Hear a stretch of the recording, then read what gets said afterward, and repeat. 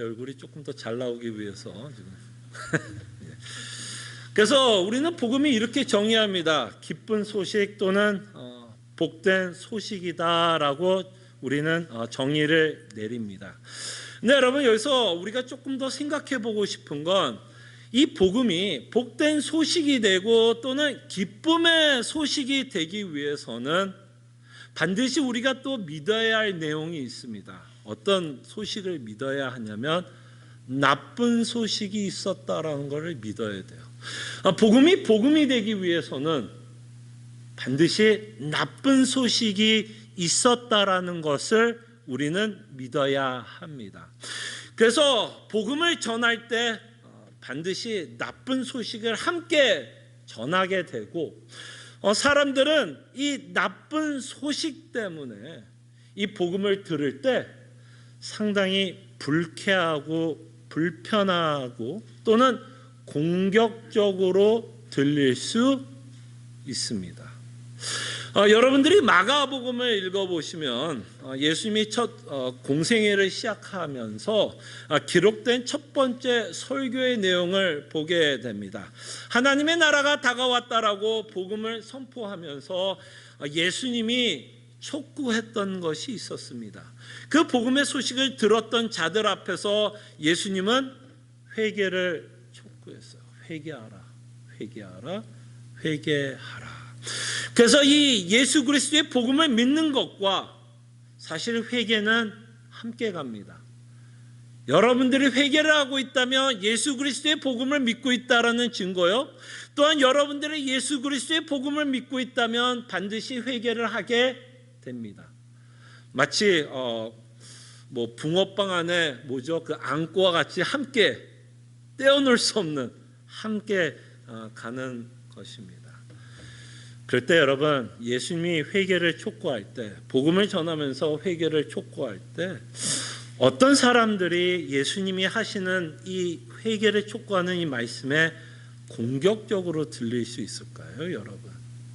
어떤 자들에게 이 나쁜 소식을 들려줬을 때 좀 공격적으로 들릴 수 있을까요? 아마 이런 사람은 복음을 들을 때, 나쁜 소식을 들을 때 굉장히 공격적으로 들릴 것입니다. 자신은 아무 잘못이 없다라고 생각하는 사람에게 복음을 전한다면 상당히 공격적으로 들릴 것입니다. 무슨 얘기인지 아시겠죠? 자신은 잘못한 것이 없는데 누군가 와서 당신은 잘못한 것이 있고 회개를 촉구한다면 당연히 그 자는 복음이 굉장히 공격적으로 들릴 것입니다.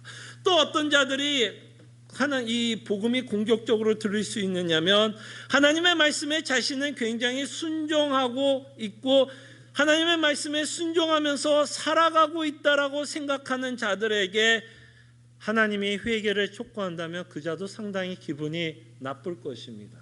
그래서 여러분, 복음서를 읽어보면 예수님에 대해서 가장 기분 나빠했던 부류들이 누구였나요? 예수님에 대해서 가장 기분 나빠했던 부류는 바리새인들이었어요. 왜 그토록 바리새인들이 예수님에 대해서 굉장히 기분이 나빴냐면, 자신들은 뭐 했다라고 생각해요? 하나님의 택한 족속으로, 백성으로 하나님이 주신 율법을 흠이 없게 지켰다라고 그들은 믿었습니다. 여러분, 사도 바울의 옛날 고백, 회심하기 전의 모습에 대해서 사도 바울은 자신을 뭐라고 이야기했냐면 율법에는 흠이 없다라고 자신이 고백을 했던 내용을 여러분들이 기억한다면, 자신이 율법을 굉장히 잘 지킨다고 생각하고 하나님의 뜻대로 살아가고 있다고 생각하는 자에게 당신은 죄인이요, 당신은 하나님께 회개를 해야 된다고 이야기한다면 그 사람은 굉장히 기분이 불쾌할 거고 그 말이 굉장히 공격적으로 들릴 것입니다. 그래서 복음은 공격적이에요. 사실은 상당히 공격적으로 말씀이 전달이 됩니다. 제가 옛날에 대학교에서 노방전도를 했던 기억이 납니다. 미국에 와서 대학교를 다니는데요, 제가 있었던 크리스천 서클 안에서 매주마다 노방전도를 하는데요, 어떤 한 학생이 복음을 전하면서 당신은 죄인이고 회개를 해야 되고 예수 그리스도의 복음을 믿어야 할 복음을 전하려고 했습니다. 그럴 때 그 학생의 표정은 지금도 기억나요. 그 일이 적어도 한 20년 전에 있었던, 25년 전, 꽤 오래된 이야기죠. 지금도 그 학생의 표정은 지금도 기억이 납니다. 복음을 전하면서 당신이 죄인이란 거를 이야기하는 순간 그 학생은 선글라스를 끼고 있었어요. 눈이 안 보였습니다. 근데 선글라스를 쓰고 있다가 당신이 죄인이라고 하는 순간 그 학생은, 이게 선글라스라고 생각하세요. 선글라스를 내리면서 제 눈을 이제 보이죠. 눈을 보면서 진짜 저를 정말 째려봤어요. 정말 째려보고, 야, 네가 뭔데 나한테 죄인이라고 이야기하면서 진짜 째려보고 그냥 갔어요. 그때 제가 아마 한마디만 더 했으면 아마 그 자리에서 순교하지 않았을까 싶습니다. 여러분, 정말 복음은요 공격적이에요. 그러니까 어쩌면 바리새인들이 예수님에게 그렇게 반응하는 게 정상이고, 바리새인들이 예수님을 죽이려고 했던 게 정상입니다. 왜? 너가 잘못했다고 얘기하는데 어떤 인간이 너가 잘못했다라는 그 말에 기분 좋을 사람 하나 없습니다. 그래서 바리새인들은 바나바는 살려내고 예수님을 죽이라고 외쳤어요. 네, 복음은 공격적입니다. 상당히 공격적이에요. 자, 이렇게 공격을 하지만 또 복음은 우리를 굉장히 불편하게 합니다. 굉장히 불쾌하게 만들어요. 왜 우리를 불쾌하게 만드냐면, 예수님이 회개를 촉구할 때 죄의 문제를 갖고 이야기할 때는 그것이 내가 죄인이라는 것 때문에 공격적으로 말이 들릴 수 있지만, 예수님의 복음이 전할 때는 죄의 문제는 죄의 문제로 끝나지 않습니다. 죄의 문제에는 형벌이 있어요. 죄를 지으면 형벌을 받습니다. 이거는요, 기독교가 아니더라도 모든 사람은 권성징악을 믿어요. 인간의 양심 가운데는 다 권성징악을 믿어요. 기독교인이 아니라도 잘못하면 반드시 뭐를 받아야 한다는 걸 다 모든 사람은 양심이 말을 합니다. 잘못하면 뭐를 받아야 돼요? 그거에 대한 형벌을 받아야 한다고 우리는 생각합니다. 그렇기 때문에 우리는 뭘 외쳐요? 정의를 외치고 공평을 외칩니다. 누군가 잘못하면 저 사람은 벌을 받아야 한다는 건 기독교에서, 성경에서 말하는 게 아니라 하나님이 우리 안에 주신 마음이에요. 잘못하면 벌을 받아야 돼요. 그것을 여러분들이 믿는다면, 정말 주권자이시고 하나님이시라면 당연히 죄를 지은 인간에게 뭐를 내리는 게 정상일까요? 벌을 내리는 게 정상이에요. 그게 여러분들이 불편할 이유가 없어요. 그럼에도 불구하고 우리는 굉장히 불쾌하고 불편해합니다. 여러분들이 어떤 경우 이렇게 불편할 수 있을까요? 또다시 아까 바리새인과 같은 마음이면 이 말이 불편할 겁니다. 아니, 목사님, 알아요. 내가 사람들하고 비교해 보면 그래도 나는 그래도 좀 건전하고 선하게 살았습니다. 물론 나는 완벽한 사람은 아닐지라도 그래도 세금 내라는 거 꼬박꼬박 냈고, 정직하게 일을 해서 돈을 벌었고, 거짓말 별로 하지 않았고, 사람 죽이지 않았고, 도둑질하지 않았고, 그래도 사람들하고 비교하면 그래도 나는 그래도 좀 선하게 살았다라고 생각을 하는데, 죄인이라는 말을 통해서 공격적으로 이야기할 수밖에 없고, 하나님은 죄인이라고 이야기하면서 뭐라고 얘기해요?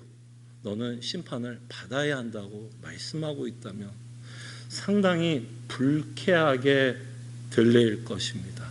그래도 나는 선하다라는 생각 때문에 내가 벌을 받아야 한다라는 생각을 하게 되면 상당히 불편할 수밖에 없습니다. 또 어떤 사람이 이 말에 불편할 수 있을까요? 우리는 하나님에 대해서 어떤 속성이 굉장히 익숙하냐면, 하나님은 사랑이시다라고만 우리는 굉장히 익숙합니다. 아마 성도들 가운데서도 가장 좋아하는 하나님의 속성이 있다면 하나님이 사랑일 거예요. 이 사랑만큼 인간이 좋아하는 단어도 없습니다. 여러분, 영화를 보세요, 드라마를 보세요, 가요를 들어보세요, 팝송을 들어보세요.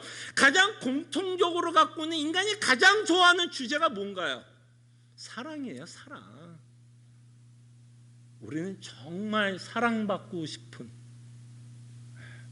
그래서 우리는 사랑받지 못한다고 생각하니까 그런 드라마 보면서 와, 뭐 하는 거야? 위로받고 싶은 거야. 나도 저런 남편 만나고 저런 남자친구 만나, 와, 저런 사랑 한번 받아봤으면 얼마나 좋을까? 그냥 대리만족하는 거예요. 그런 것처럼 우리는 사랑하면, 하나님의 속성하면, 우리가 먼저 생각하는 하나님의 속성은 하나님은 사랑이시다라고만 생각합니다. 이게 틀린 속성이 아니에요. 틀린 속성이 아닙니다. 저도 여러분들에게 굉장히 강조합니다. 하나님은 사랑이시고, 제가 여러분들에게 십자가를 이야기할 때마다 끊임없이 하나님은 사랑이시다라고 말씀하십니다. 말씀을 드립니다. 그러나 하나님은 사랑만은 아니에요. 여러분들은 하나님이 사랑이시다만 믿고 싶을지는 몰라도 하나님은 사랑만은 아닙니다. 하나님은 사랑만은 아니에요. 분명히 하나님은 거룩하다고 말씀을 하고 있고, 하나님은 의롭고 정의롭고 공의로운 하나님이라고 자신을 밝히십니다.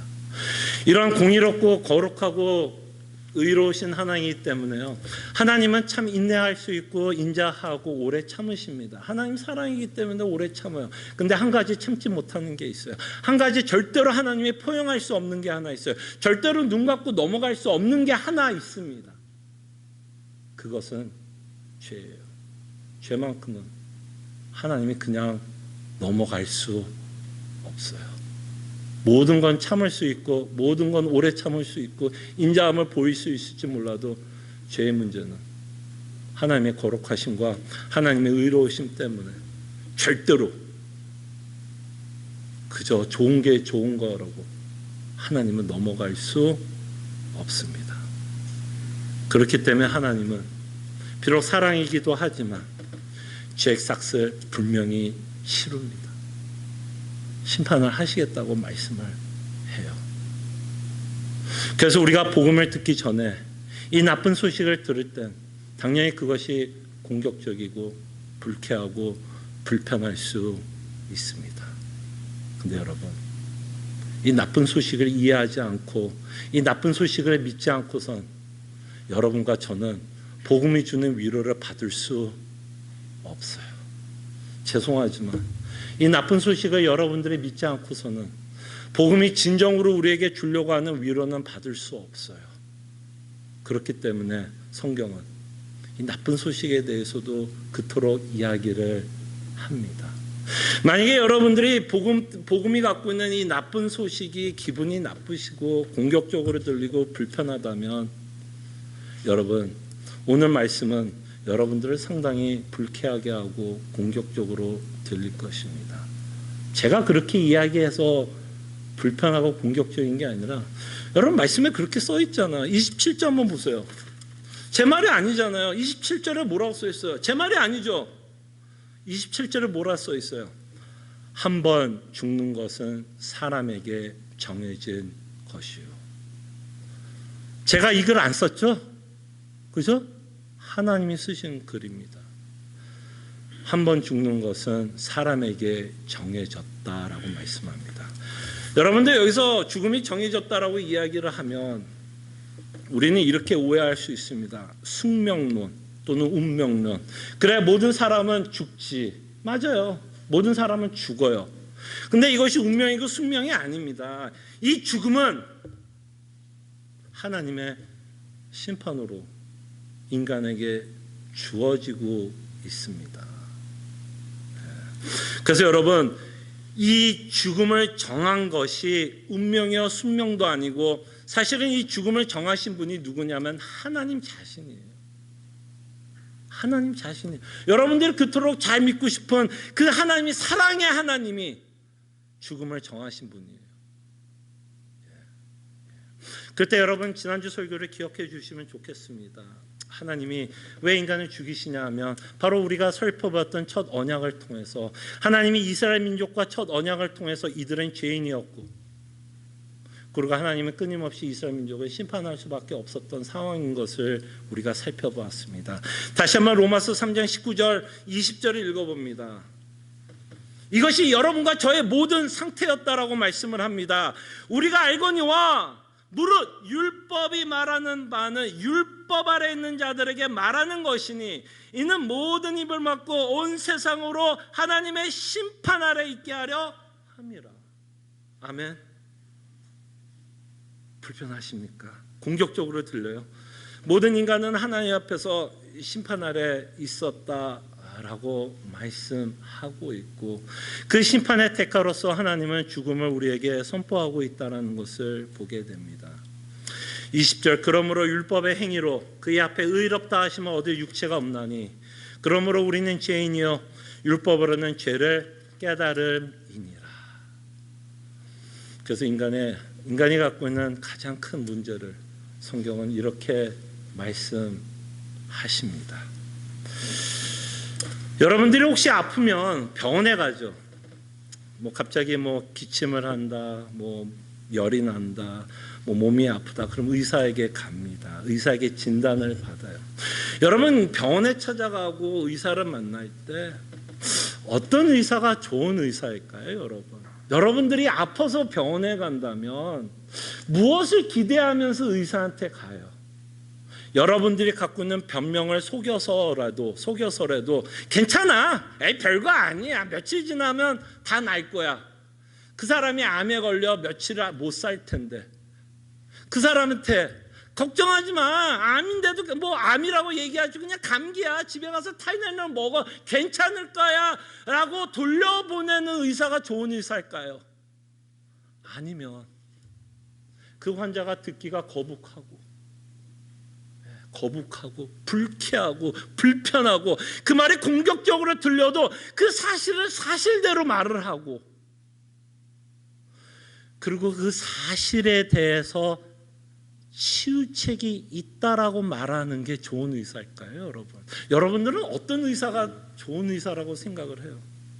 좋은 게 좋은 거야 라고 넘어가는 의사가 좋은 의사일까요? 아니면 사실을 사실대로 말을 하고 그 문제를 해결해 보자 라고 말하는 의사가 좋은 의사일까요? 여러분들은 어떤 의사를 기대하십니까? 자, 그럴 때 성경은 이렇게 우리에게 말씀을 하십니다. 우리가 갖고 있는 문제에 대해서 왜 성경은 그토록 집요하게 말씀을 하는 줄 알아요? 왜 인간에게 죄인이라고 선포하고 왜 심판을 선포하고 왜 인간이 죽는다고 이야기하는지 아세요? 하나님이 이 문제를 해결했기 때문이에요. 해결했기 때문에, 의사로서 답이 있기 때문에 하나님이 말씀하는 거예요. 답이 없다면 굳이 제가 여러분들 앞에 하나님 앞에 심판을 받고 우리는 죽을 수밖에 없다라는 이 말이 뭐하러 해요? 그냥 죽을 텐데 다. 안 그래요? 죽을 텐데 제가 굳이 이 말을 여러분들에게 할 이유가 뭐가 있겠어요? 이 이야기를 하는 이유는 이 문제의 답이 있기 때문이에요, 여러분. 답이 있기 때문이에요. 그렇기 때문에 좋은 의사로서 이 문제를 해결해 주시는 예수 그리스도가 있기 때문에 우리의 문제를 직시하게 합니다. 그럴 때 우리가 믿고 있는 예수님이 참 좋으신 의사라고 우리가 깨닫기 위해서는 우리의 상태를 조금은 알아야 돼요. 우리의 상태가 얼마나 치명적이었고 하나님으로부터 정말 벌을 받아야 되고 죽었어야 되는 그 치명적인, 정말 암과 같은 결과가 나올 수밖에 없는 그 치명적인 삶을 우리가 살았다라는 것을 알아야만 그 의사가 되고 있는 예수 그리스도께서 십자가에 죽으셨던 그 사건이 우리에게 감사로 다가옵니다. 그저 여러분들이 알았던 병이 그냥 감기였고 타이레놀 몇 개 먹어서 고칠 수 있다는 식으로 믿게 되면 예수 그리스도께서 십자가에서 죽었던 그 십자가도 함께 희석됩니다. 여러분들의 상태가 얼마나 치명적이었는지를 깨닫는 것만큼 예수 그리스도께서 십자가에서 죽으신 저 보혈의 피가 얼마나 대단한지를 깨닫기 때문에 하나님은 우리에게 얼마나 큰 죄인이었고 너희들이 무엇을 받아야 할지를 우리에게 말씀을 하시는 겁니다. 제가 여러분들에게 불편하게 하려고 하는 거 아니고 여러분들을 공격하려고 하는 이야기 아닙니다. 제가 여러분들에게 불편하게 했다면, 여러분들을 공격하게 했다면 그것은 우리가 받은 은혜가 얼마나 큰지를 얘기하고 싶어서예요. 여러분들이 얼마나 치명적인 상황에 있었는지를 깨달아야지, 불편해야지, 공격적으로 한번 들어봐야 정말 예수 그리스도께서 나를 위해서 죽으신 그 십자가의 보혈의 피가 주는 위로와 감사를 느끼고 체험하고 깨닫고 고백할 수 있기 때문에 우리는 죄에 대해서 이야기를 하는 거고, 성경은 죄에 대해서 여러분들에게 말씀을 하는 겁니다. 인간은 분명히 한번 죽습니다. 그 문제에 대해서 히브리서는 지금까지 누누이 말씀했고 그 문제를 대제사장 되시는 예수 그리스도로 말미암아서 해결했다고 말씀합니다. 28절을 한번 볼게요. 자, 28절에 대해서는 제가 더 이상 설명하지 않았어도 좋을 것 같아요. 정말 이 구절에 있는 순간 지금까지 우리가 살펴봤던 히브리서의 내용들이 그냥 다 생각나기를 소원합니다. 뭐라 그래요? 이와 같이 그리스도도 많은 사람의 죄를 담당하시려고 단번에 들으신 바 되셨고, 무슨 얘기예요? 우리가 마땅히 받아야 심판, 우리가 마땅히 죽어야 될 그 자리에 예수 그리스도께서 우리를 위해서 죽으시사 우리의 죄를 라고 말씀하십니다. 그렇기 때문에 우리는 우리 자신이 누구인지를 인정할 수 있어요. 이미 용서를 받았기 때문에 내가 죄인이란 거를 인정할 수 있다라니까요. 하나님이 여러분들을 용서하시니까 내가 죄인이란 거를 인정할 수 있다니까요. 그래서 우리는 이 말씀을 통해서 예수 그리스도를 말미암아 인간이 갖고 있는 최고의 문제, 치명적인 문제, 인간의 죄의 문제, 형벌의 문제, 심판의 문제를 예수 그리스도로 말미암아 해결되었다라는 것을 끊임없이 히브리서를 통해서 말씀하십니다. 그럼에도 불구하고 여러분과 저에게는 또 다른 의문점이 생길 겁니다. 그렇게 해서 우리의 죄가 해결이 됐고 죽음이 해결이 되었다면 아마 여러분들이 그 다음에 물어볼 수 있는 질문이 뭘까요? 그럼에도 불구하고 왜 하나님은 믿는 성도들을 죽게 하셨을까? 여러분들이 복음을 믿어도 죽어요, 안 죽어요? 죽어요. 어쩌면 이렇게 이 9절, 27절에 보면 한 번 죽는 것은 사람에게 정해졌다라는 이 말에는 두 가지 의미가 다 포함되어 있는 것 같아요. 하나님 인간이 죄를 지었기 때문에 하나님 앞에 죽기도 하지만 사실은 믿는 자들도 사실은 뭐를 경험하게 되냐면 죽습니다. 이건 다 피할 수가 없어요. 뭐 여러분들이 부인은 할 수는 있어요. 생각은 안 할 수도 있습니다. 그건 여러분들의 자유겠죠. 죽음에 대해서 생각하고 싶지 않고 부인하고 싶고 뭐 다른 것을 더 많이 생각할 수 있지만 우리가 정직하다면 죽음은 사실 피할 수는 없습니다. 그렇게 우리가 복음을 믿고 있는 성도들 자녀들에게 왜 하나님은 그냥 천국에 데려가지 않았을까라는 질문을 하게 됩니다. 그랬을 때 그냥 저희들이 이 나머지 시간에 좀 저희들이 함께 좀 고민해보고 생각해보고 싶은 건 하나님이 믿는 성도들, 전제는 믿는 성도들입니다. 안 믿는 성도들에게 이야기하는 게 아니라 믿는 여러분, 예수 그리스도의 복음을 믿고 있는 여러분들에게 왜 하나님은 죽음을 경험하게 하셨을까? 왜 우리 주변에 죽음이 많을까에 대해서 여러분들과 함께 저희들이 좀 고민해보는 시간을 가졌으면 합니다. 성도들에게 죽음을 허락하는 이유 또는 주변에 여러분들이 장례식을 가고 죽음을 목격하게 하는 이유는 첫째는 죄의 무서움을 알라라는 거예요. 죄의 무서움을 알라라는 거예요. 그저 여러분과 우리는 현상을 보면서만 생각합니다. 저 사람이 암으로 죽었네, 저 사람은 교통사고로 죽었네, 이런 이유로 죽었네, 나이가 되어서 연약해서 노약해서 죽었네. 이게 아닙니다. 죽음은 하나님의 형벌이에요. 그래서 우리는 장례식에 가서 죽음을 맛보면 이것이 바로 하나님의 무서운 심판이구나라는 것을 깨달으면서 동시에 우리는 무엇을 생각합니까? 복음에 대한 감사함을 맛봅니다. 정말 죽음에 대해서 생각할 때 주변에 죽는 사람들 있다면 그것을 보면서 정말 예수 그리스도의 복음에 대한 뭐를 느껴요? 감사함을 느낍니다. 정말 죽었어야 마땅한 우리를 정말 하나님 예수 그리스도를 말미암아 우리를 살려주고 있다라는 것을 보게 됩니다. 그래서 이 죽음의 권세를 갖고 계신 하나님을 우리는 더욱더 두려워하면서 삽니다. 뭐 이 얘기를 지금 하는 것이 좋을지 앞으로 이제 다가오는 시간대에 해야 될지는 모르겠으나 저도 앞의 일을 알지 못하기 때문에 조심스럽게 이야기합니다. 우리가 두려워할 건 바이러스는 아니에요. 바이러스는 두렵기는 합니다. 그것에 의해서 치명적인 결과가 일어날 거기 때문에 두려울 수는 있어요. 근데 우리가 정말 두려워할 분은 하나님이십니다. 똑같은 원래 히브리서에서도 똑같은 이야기를 합니다. 이 당시에 이들이 두려워했던 건 로마 총칼이에요. 총이 없었죠. 칼이었어요. 정말 로마의 칼을 두려워했어요. 이들은 하나님을 두려워하기보다는 로마를 두려워했어요. 근데 여러분 무엇이 두렵습니까? 제 바이러스를 미워하고 아무것도 아니라고 이야기하고 싶은 건 아니에요. 그러나 정말 우리가 하나님을 두려워합니까? 지금 벌어지고 있는 상황만을 두려워합니까? 무엇이 여러분들을 더 두려워가 합니까? 정말 우리가 두려워할 분은 하나님이십니다. 하나님이세요. 그래서 정말 우리의 현재 상황 또는 앞으로 어떤 일이 벌어질지는 저는 알 수 없으나 끊임없이 우리가 기억할 건 우리가 두려워할 분은 하나님이라는 것. 그것을 잊지 않았으면 합니다. 그러므로 우리에게는 복음이 절실하게 필요하다라는 것을 이런저런 사건을 통해서 우리가 다시 한번 깨달았으면 합니다. 하나님이 우리에게 믿는 성도에게 죽음을 주신 이유는 겸손을 배우게 하기 위해서 하나님이 죽음을 허락하십니다. 인간은 대단한 존재라고 생각합니다. 여러분과 제가 굉장히 대단하다고 생각하지 않습니까? 인간은 참 대단해요. 저는 여러분 공항에 가면 저는 뭐가 참 대단하다고 생각하냐면 비행기 있죠. 고철덩어리 아니에요. 여기 비행기 이렇게 설계하시는 분들도 있지만 그 고철덩어리 아니에요. 고철덩어리.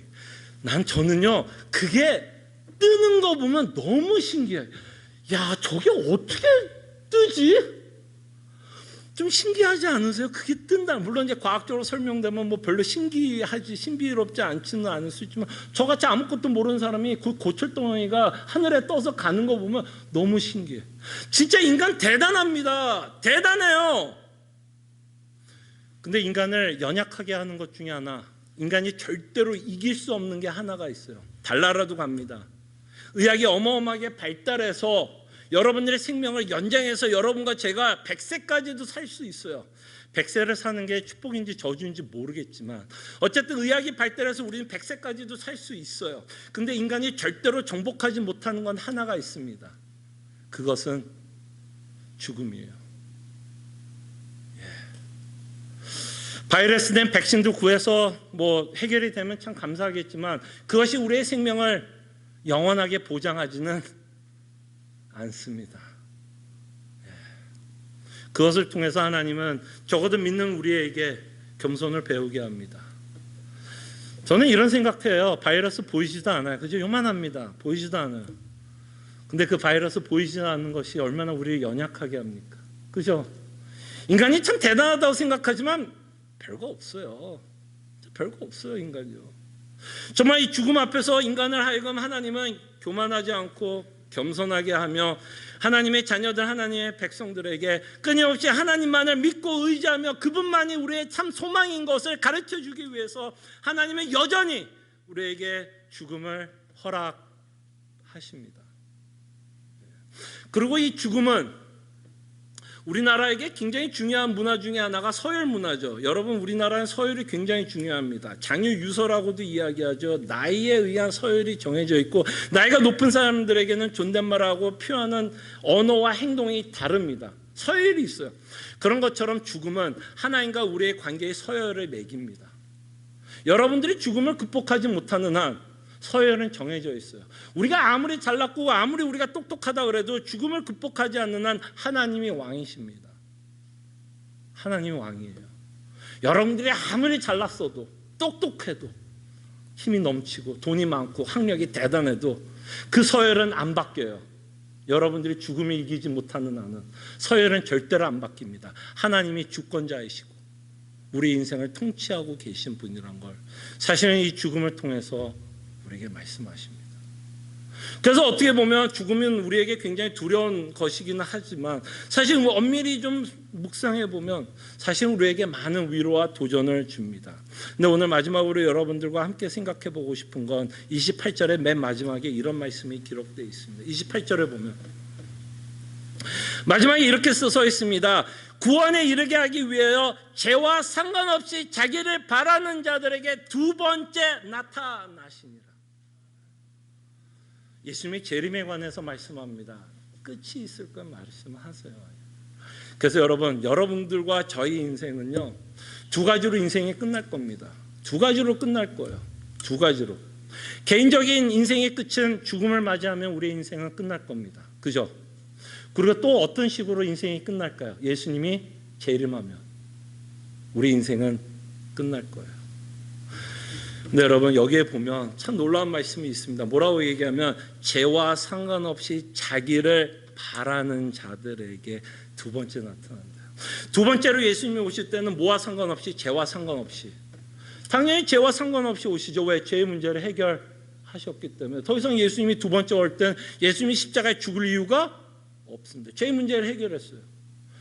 그럴 때 죄와 상관없이 두 번째 나타나는 것은 그를 바라보는 자, 지금 인내하고 열심히 달리고 있고 어려운 가운데, 두려운 가운데, 공포 가운데, 정말 로마의 핍박 가운데 정말 핍박받아서 정말 배신을 하느냐, 예수 그리스도를 끊임없이 믿고 따라가야 되느냐는 기로에 서 있는 그 자들을 위해서 예수님은 두 번째 나타나실 때 그들을 예수님은 하나님의 나라로 인도할 것을 약속하십니다. 하나님의 나라로 인도하실 것을 약속하십니다. 그래서 여러분, 죽음은요,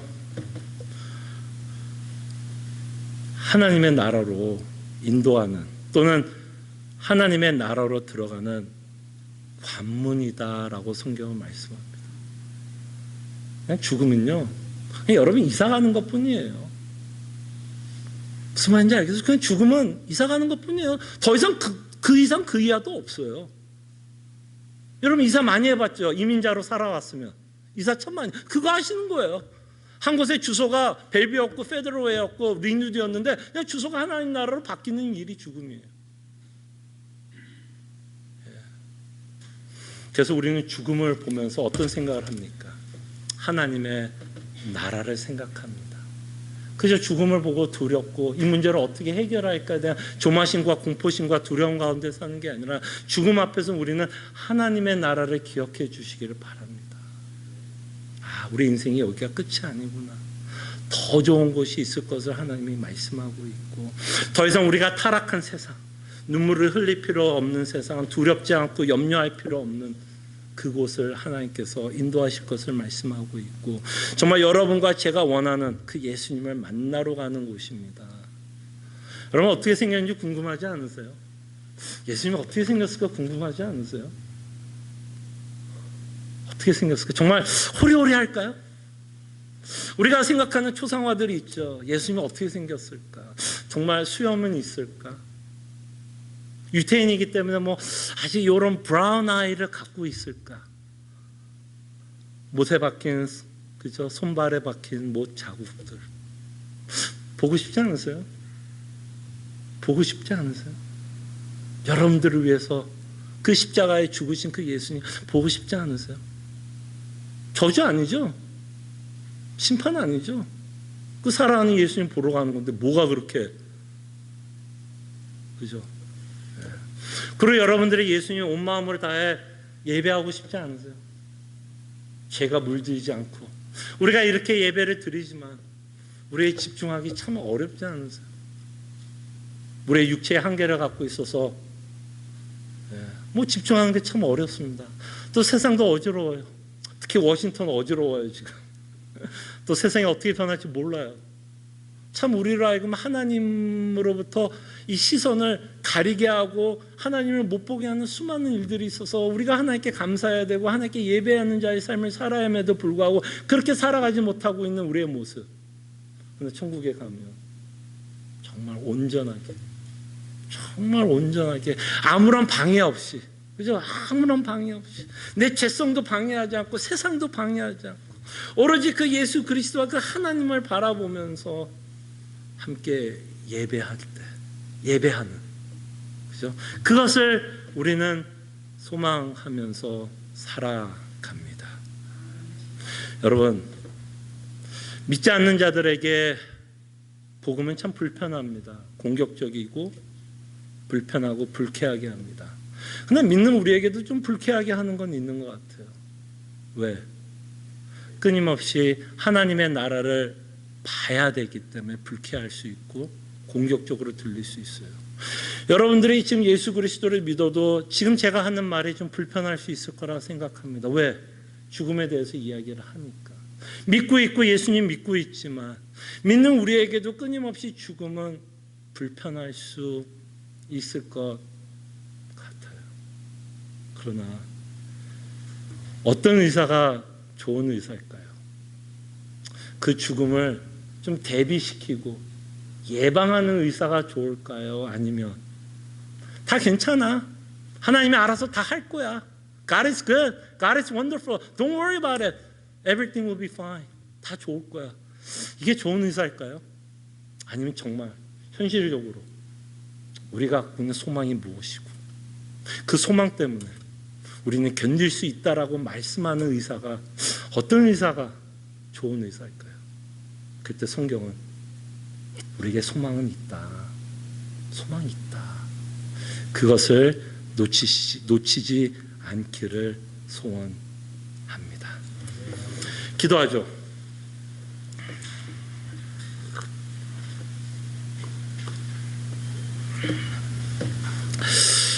여러분들이 복음을 믿으면서 끊임없이 이 땅에서 잘 될 것을 믿습니까? 이 땅에서 잘 되면 좋죠. 이 땅이 아무리 잘 돼도 죽음은 막지는 못할 것 같아요. 아무리 잘 되고 아무리 건강하고. 그러면 어떤 의사가 좋은 의사일까요? 있는 그대로, 불편하지만 그것을 있는 그대로 말씀을 통해서 우리가 들을 수 있는 것, 그래서 우리가 소망이 있다라는 것, 그것이 성경에서 말씀하고 싶은 내용인 것 같아요. 그럴 때 비록 불편한 주제인 건 확실하지만 끊임없이 복음 때문에 우리에게 소망이 있다라는 것을 믿을 수 있도록 저희들이 함께 기도했으면 합니다. 기도하죠.